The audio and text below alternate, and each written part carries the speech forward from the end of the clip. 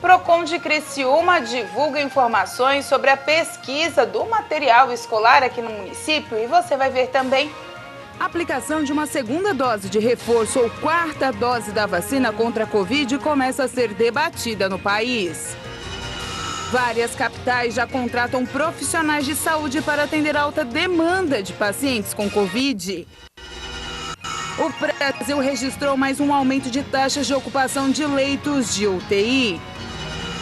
4 em cada 10 adolescentes e crianças continuam sofrendo efeitos prolongados depois de adquirirem Covid. A prévia da inflação oficial subiu menos em janeiro. Governadores decidem manter o congelamento do ICMS sobre combustíveis por mais 60 dias. Essas e outras notícias você acompanha a partir de agora no Informe Região.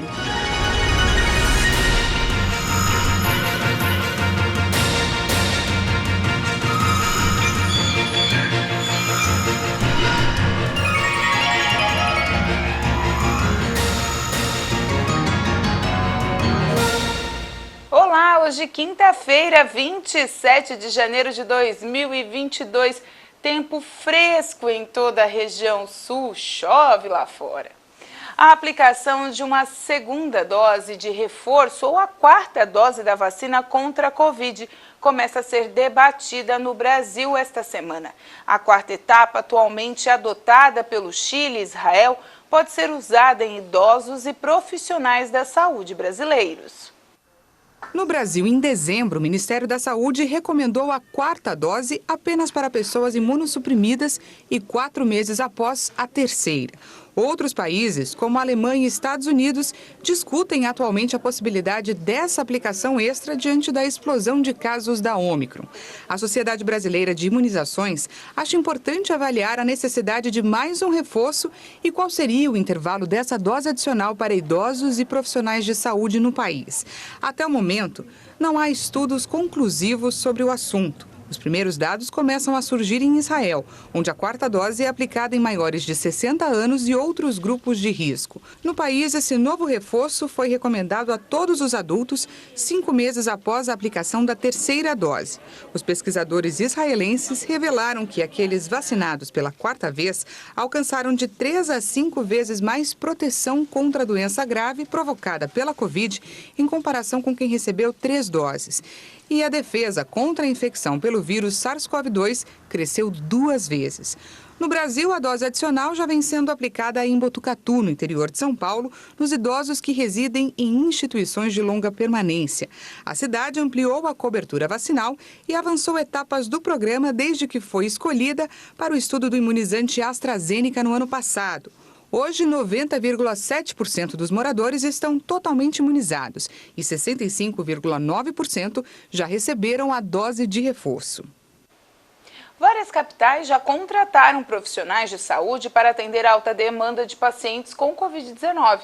Com o aumento de casos, as unidades públicas e particulares autorizaram horas extras e modificaram as equipes. A necessidade de profissionais de saúde para atender aos pacientes com Covid-19 voltou a ser uma realidade no Brasil. Com o avanço da variante Ômicron, pelo menos 12 capitais brasileiras já precisaram ampliar o quadro de funcionários. São elas São Paulo, Rio de Janeiro, Brasília, Manaus, Campo Grande, Porto Velho, Belo Horizonte, Goiânia, Fortaleza, Salvador, Recife e Boa Vista.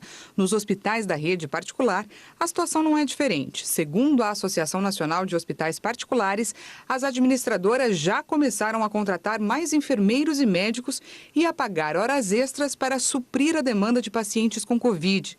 Além do aumento de casos de Covid, a ampliação do quadro de funcionários foi impulsionada também pelo adoecimento dos profissionais que estão na linha de frente. O Conselho Federal de Enfermagem informou que diversas unidades de saúde brasileiras registram aumento dos afastamentos entre seus funcionários.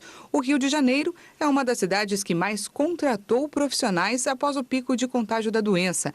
Mais de 3.200 funcionários da saúde foram admitidos apenas em janeiro. Além disso, outros 800 ainda estão em processo de contratação. O Brasil registrou mais um aumento nas taxas de ocupação dos leitos de UTI para pacientes com Covid-19, de acordo com o último boletim da Fiocruz. A pior taxa está no Distrito Federal, que tem 98% dos leitos intensivos ocupados. Além da capital federal, 6 estados estão na zona de alerta crítico. São eles: Rio Grande do Norte, com 83% de ocupação, Goiás e Piauí, taxa de 82%, Pernambuco, 81%, Espírito Santo e Mato Grosso do Sul, com 80% de ocupação. Outros 12 estados estão na zona de alerta intermediário. Entre eles, Rio de Janeiro, com 62% de ocupação, e São Paulo, com 66%. Apenas 8 ficaram fora da zona de alerta. Entre as 25 capitais com taxas de ocupação divulgadas, 9 estão na zona de alerta crítico. Rio de Janeiro e Brasília com 98%, Belo Horizonte 95%, Fortaleza 93%, Porto Velho, Cuiabá e Natal 89%, Macapá 82% e Rio Branco com 80% de ocupação. As outras 14 capitais, com dados divulgados, estão na zona de alerta intermediário. E 4 em cada 10 crianças e adolescentes continuam sofrendo efeitos prolongados da Covid 12 semanas seguintes à infecção, de acordo com o estudo do Instituto da Criança do Hospital das Clínicas de São Paulo. A conclusão reforça a necessidade da vacinação desse grupo, como medida preventiva e de acompanhamento dos infectados por um período maior. Ainda de acordo com o estudo, assim como os adultos, o público infanto-juvenil também pode sofrer com os efeitos da chamada Covid longa. Entre os mais sérios, a miocardite, que é a inflamação do músculo cardíaco, e a diabetes. O Hospital das Clínicas acompanhou por 4 meses, em média, um grupo de 53 crianças e adolescentes de 8 a 18 anos que tiveram Covid sintomática. No total, 43% delas manifestaram sintomas persistentes. Entre eles, dor de cabeça, cansaço, falta de ar e dificuldade de concentração. Dores musculares e articulares, além de má qualidade de sono, também foram relatadas. Desse total, 1/4 das crianças continuou tendo pelo menos um dos sintomas após 12 semanas e foi classificada como tendo Covid longa. O estudo, publicado na revista científica Clinics, contou também com um grupo controle de crianças sem infecção por SARS-CoV-2. Ambos foram equilibrados por idade, sexo, etnia, condição social, IMC e doenças crônicas pediátricas. A Agência Nacional de Vigilância Sanitária, Anvisa, determinou o recolhimento de 2 testes de Covid-19. A medida suspende a comercialização e distribuição, fabricação, importação e propaganda dos exames. Teste Covid MELD PCR LAMP autocoleta de saliva, da empresa Empreendimentos Pague Menos S.A. e o autoteste de Covid-19 Isalab. Nesta quarta-feira, a Anvisa determinou o recolhimento do teste Covid Meu DNA PCR autocoleta de saliva da empresa Pague Menos S.A. A Agência Nacional de Vigilância Sanitária informou que o produto não possui registro junto à Anvisa. A agência também já proibiu a venda, distribuição, fabricação, importação, propaganda e uso do teste de Covid Isalab e determinou o recolhimento do produto em todo o país. Segundo a Agência Nacional de Vigilância Sanitária, o produto não possui registro e é comercializado por empresa não regularizada. As proibições foram determinadas após denúncias. A Anvisa ressalta que até o momento não existe nenhum produto aprovado para a realização de autoteste de Covid. O Ministério da Saúde pediu a liberação desse tipo de procedimento, mas a solicitação ainda está em análise pela agência. A Anvisa pediu mais informações para poder concluir a análise e, nesta terça-feira, o Ministério da Saúde informou que forneceu os dados solicitados durante a noite. Em nota, a pasta disse que, se aprovada, a medida será mais um eixo de apoio ao diagnóstico e monitoramento da situação epidemiológica do país. As orientações ao público sobre o manuseio dos testes, conduta do usuário e notificação do diagnóstico serão incluídas na nova edição do Plano Nacional de Expansão de Testagem. E a seguir, Tribunal Superior Eleitoral homologa o novo calendário eleitoral.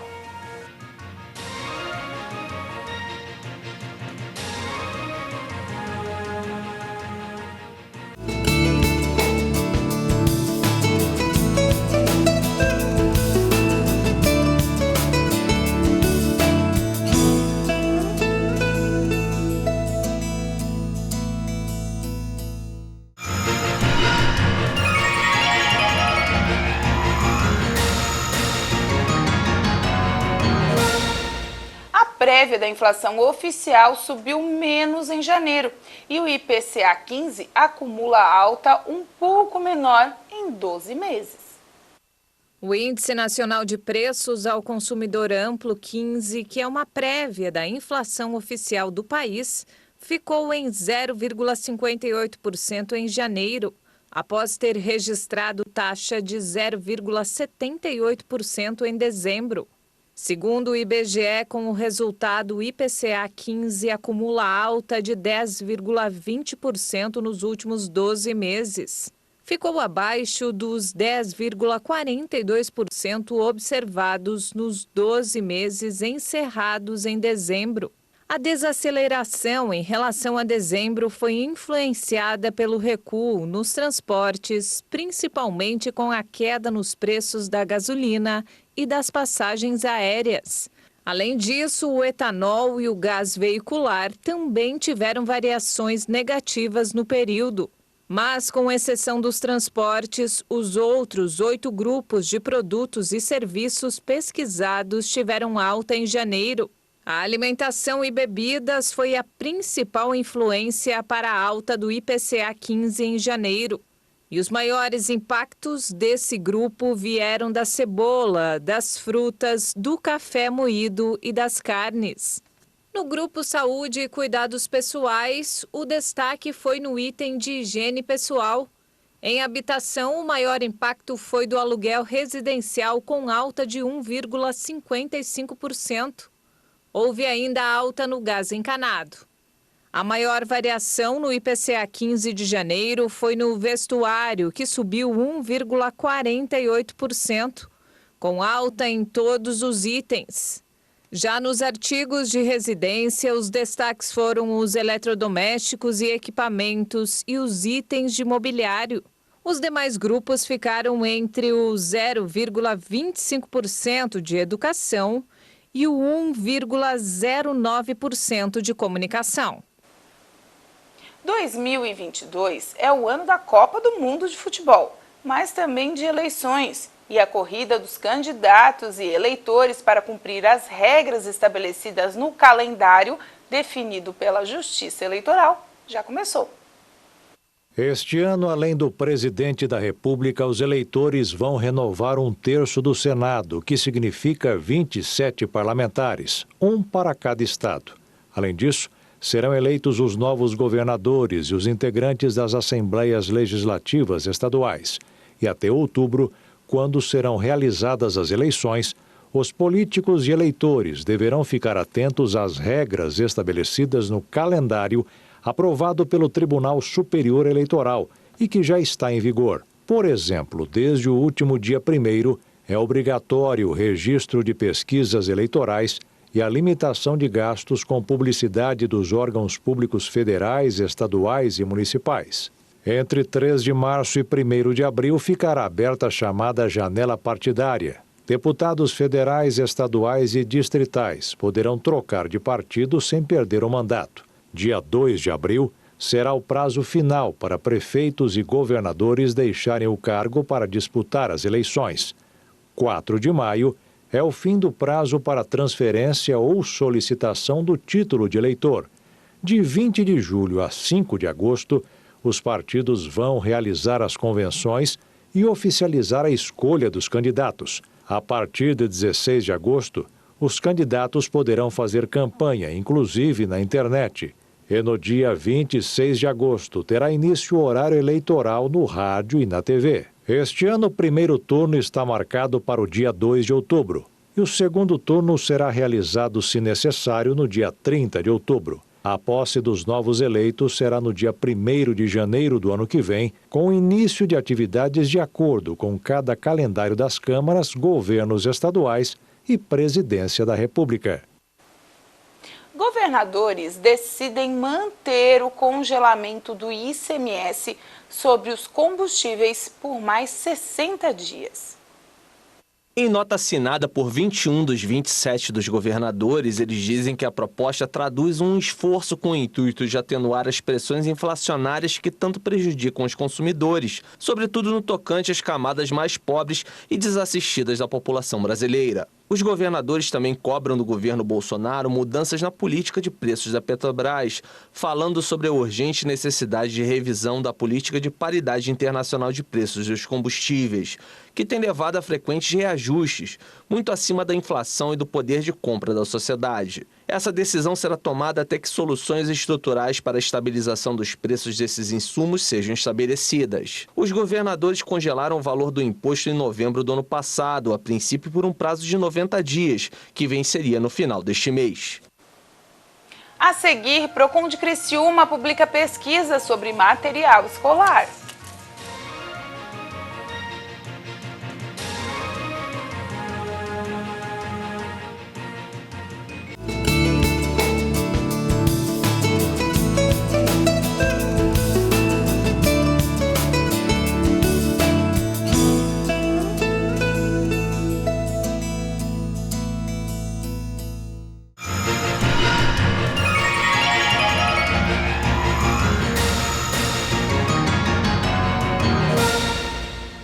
O Procon de Criciúma lançou a tradicional pesquisa de preços de materiais escolares.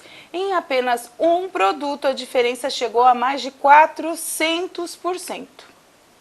Bom, os pais devem ficar atentos, claro, semana que vem algumas aulas já voltam, então a correria atrás de material escolar já começou. Sobre isso eu vou falar com o coordenador do Procon aqui de Criciúma, Gustavo Collin, que eles fizeram uma pesquisa que, mais uma vez, assustou a diferença de preço, né, Gustavo, de materiais aí simples com uma diferença muito grande, né? Isso mesmo, o Procon de Criciúma ele fez essa pesquisa de preço. Habitualmente a gente faz essa pesquisa todo início de ano. Pesquisamos 7 estabelecimentos onde a gente verificou 34 itens, o preço de 34 itens, daqueles itens que são mais procurados, né, pelos alunos e indicados pelas escolas. De um item para o outro, né, existe uma variação muito grande. Por exemplo, a maior variação que nós encontramos na lista de material escolar, dentro desses 34 itens, foi o dicionário de português e o dicionário de inglês, que teve uma variação média de 473% entre o produto mais barato e o produto mais caro, né, de um estabelecimento para o outro. É importante frisar, Michele, que a gente não pesquisa a marca do produto, e sim o preço mais barato do produto naquele estabelecimento. E do estabelecimento mais barato para o mais caro, deu essa diferença de 73%. E para o público telespectador poder entender como funciona a pesquisa, desses 34 itens, se nós comprarmos os 34 itens mais baratos, né, independente da loja, por exemplo, na loja A, a borracha foi mais barata, na loja B, o lápis foi mais barato. Se a gente procurar os itens mais baratos, nós iremos pagar, em média, R$ 118 na lista de material escolar. Se comprarmos no mais caro, né, os produtos mais caros, vai dar uma diferença aí vai dar um valor de 300 e poucos reais, né? Ou seja, o consumidor ele consegue comprar 2 listas de material escolar e ainda sobra um dinheirinho aí para ele comprar a merenda para o seu filho. Então, a importância de fazer essa pesquisa é muito boa, né? Porque se você pesquisar, com certeza você vai economizar. E com certeza também, né, Gustavo, os pais devem ficar atentos àqueles itens que a gente sabe que já não aparecem tanto na lista, mas uma vez ou outra pode até aparecer, aqueles que são proibidos, né, para estarem pedindo para os pais. Boa pergunta, porque a escola ela não pode exigir ao aluno que compre um item, né, que é de uso coletivo. Materiais que são de uso coletivo, a escola já está cobrando esse material embutido na mensalidade, por isso que é proibido. Então, por exemplo, os itens que são proibidos são itens de material de higiene, de limpeza, materiais de uso pedagógico, que será para toda a sala de aula. Esses itens eles são proibidos, por exemplo, papel higiênico, detergente, copo descartável que é para o bebedor, que é colocado no bebedor para o aluno fazer o uso, aquelas canetas esferográficas que são usadas pelo professor em sala de aula, também é proibido. E aí como o aluno vai saber se é proibido e se não é proibido? Né? O pai do aluno ou o próprio aluno, dependendo da idade, pode questionar a instituição, pode perguntar o que é o de uso coletivo e o que é de uso individual. E ele, não, isso aqui é de uso individual. Esse copo, dependendo da série, né, que o aluno vai estudar, eles pedem copo plástico para fazer material, né, de uso pedagógico que cada aluno vai usar ao longo do tempo.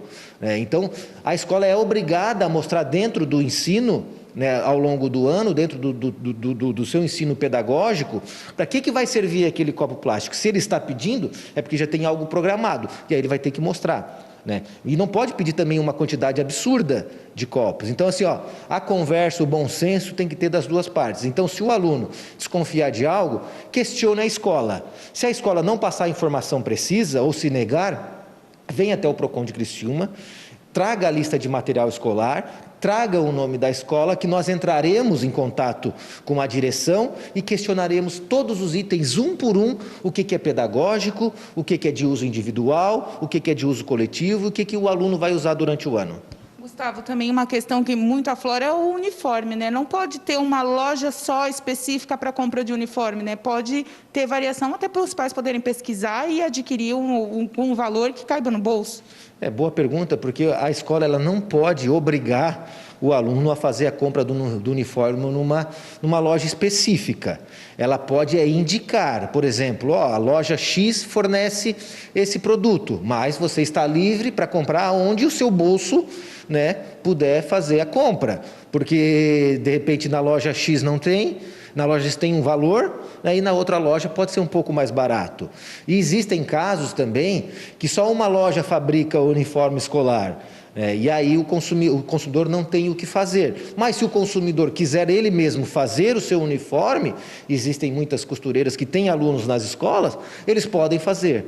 Então é bom ficar atento, que às vezes a indicação não é obrigação. A escola pode indicar, ela não pode obrigar que o aluno compre naquele estabelecimento específico. Nessa questão da indicação, aquela coisa assim, vai comprar lá que tem desconto. Aí é uma questão dos pais resolverem, é isso, né? É isso mesmo, o aluno, o pai, ele tem que verificar conforme, né, cabe no seu bolso, como eu falei anteriormente. E se o uniforme, né, ele tá um valor num estabelecimento e ele quiser pesquisar outro, ele está livre para fazer isso. Se o estabelecimento A der um desconto de 30% e o estabelecimento B der um desconto de 50%, o aluno vai comprar conforme for o seu bolso. Né? Não pode, obrigação não pode, ele pode simplesmente indicar.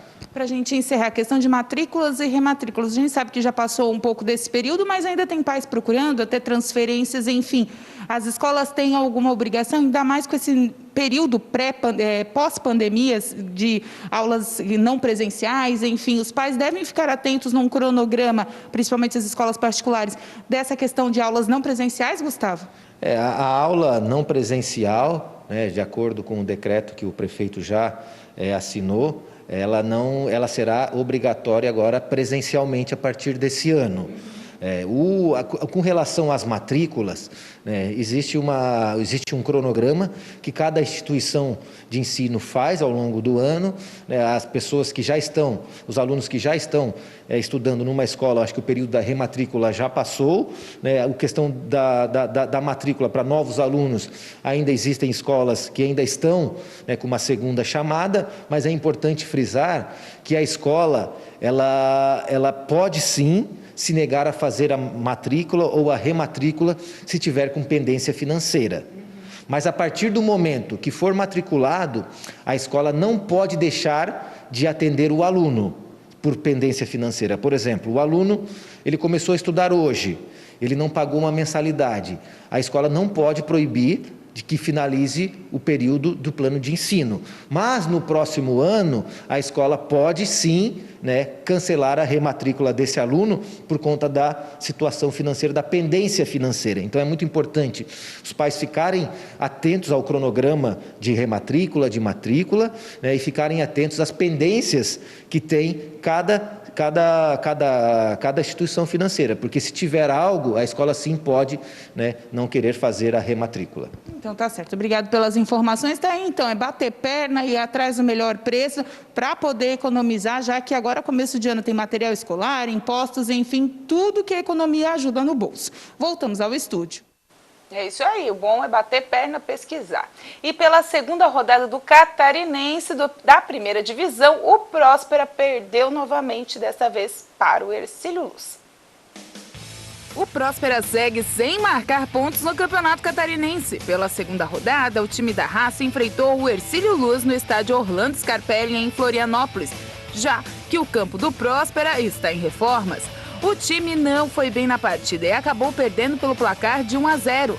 Garratti entrou no segundo tempo. De fora da área, ele acertou um belo chute no canto direito de Matheus, que ainda foi nela, mas não conseguiu desviar e impedir o gol do Hercílio. Esse foi o único tento da partida. O resultado garantiu a segunda vitória do time hercilista, já que na primeira rodada a equipe de Tubarão bateu o Juventus pelo mesmo placar. O Próspera, já por sua vez, amarga a segunda derrota no Campeonato Catarinense. Na primeira rodada, o time da Raça havia sido derrotado pelo Camboriú.